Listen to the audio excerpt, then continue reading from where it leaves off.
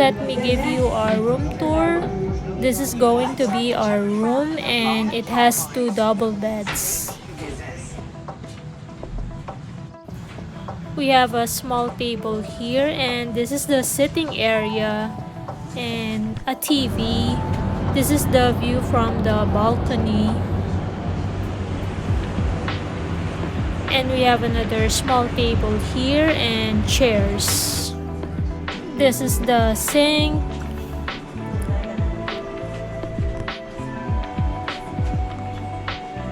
Those are the towels, blow dry, and a tea kettle.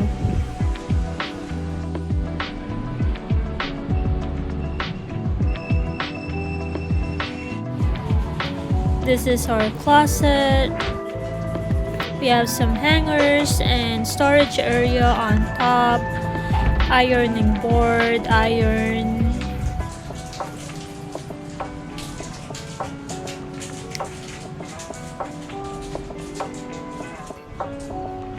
Couple of drawers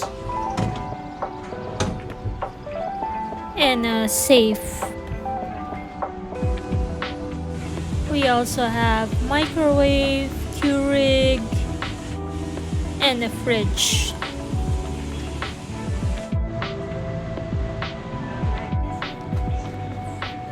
This is our bathroom with a toilet and a good sized shower. We're gonna try to take some nap before dinner because we are so tired and we haven't really slept yet. Our flight was so early and we spent almost all night packing last night before our flight. It's 6 p.m. and we're getting ready for dinner.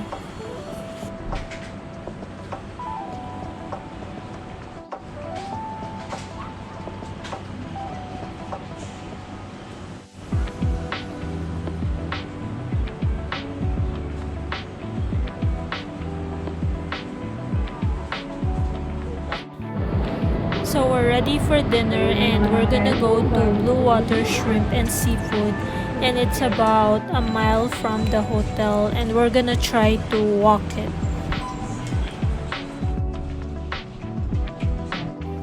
We passed by at Marugame Udon and this is the line. Maybe because it's dinner time, but the line is crazy long. Hopefully the line won't be this long every time because we're definitely going to eat there as well. And also the other thing is today is Sunday night, maybe because it's a weekend, still a weekend, that's why it's this long. Anyway, 1 mile is a bit far to walk, especially if you're tired and have no sleep. Actually, we walked more than a mile. We got lost. It's a bit hard to find it, we had to ask. But I think we're getting there. I think it's somewhere here, hopefully. We passed by this huge tree. Look how huge this tree is.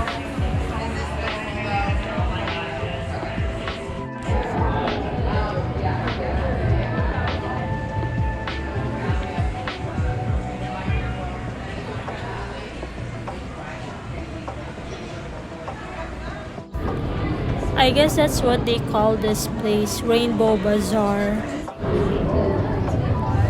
We found it.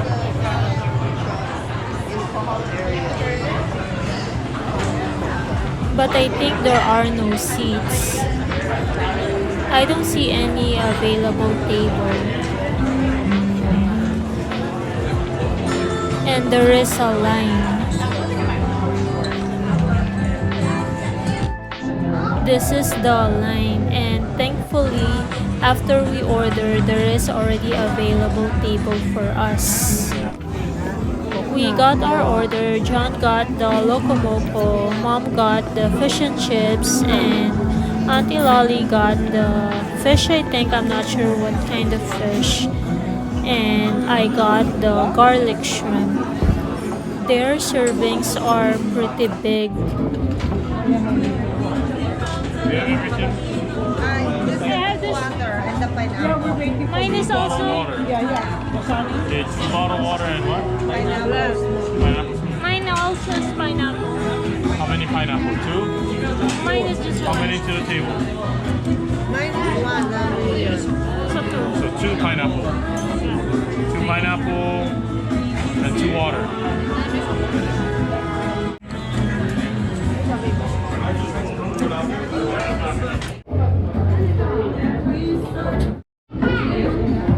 Diyan may envelope ka, wala. Para sa envelope.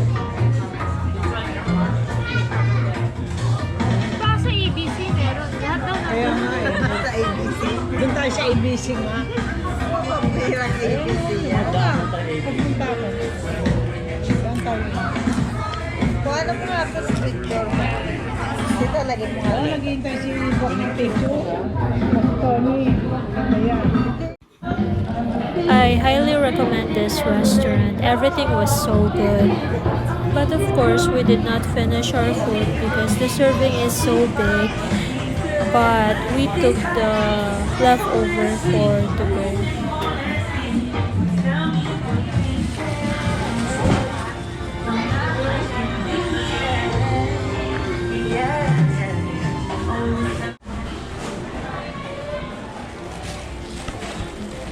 We walk around and went to ABC store after dinner. Noelle, you like the research, and I was like, whatever you want to do. I think so. I really think like.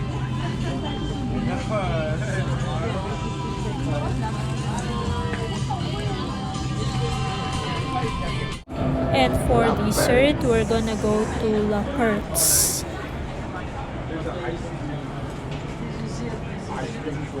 This is it. Ay, ang haba ng pila.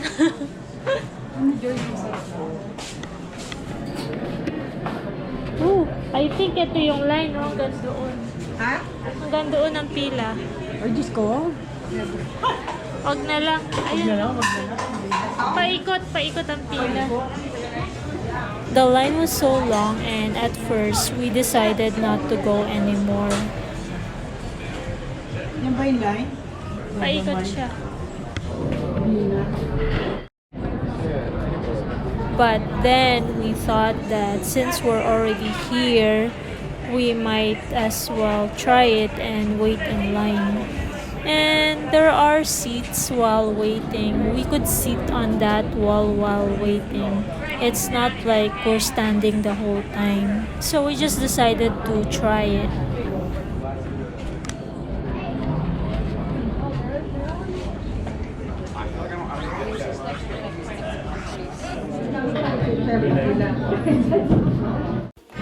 John got the mango, Mom got the coffee, and I got the macadamia nut.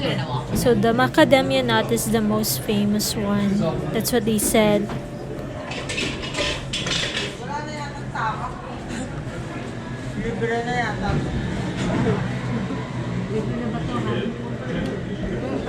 Kaya pala inaantok na tayo, no? Pagod na tayo. I wasn't really too impressed with this ice cream. I did not find it extraordinary. I couldn't even finish my single scoop. Maybe if I try other flavors I would like, but this one, I'm not really into it.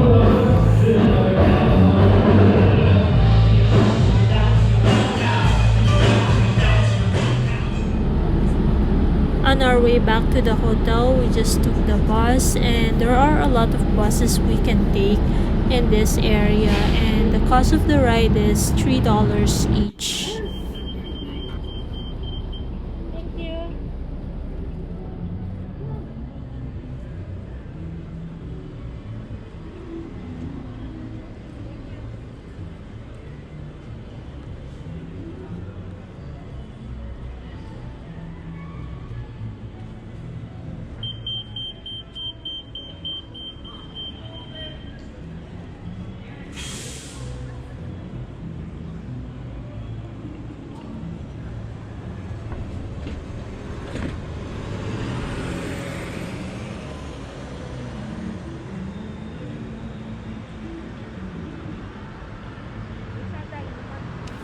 we had to walk a little bit because we were dropped off at the back of the hotel, and we're just gonna drop by at the store to buy some water and head to the hotel and take some good rest.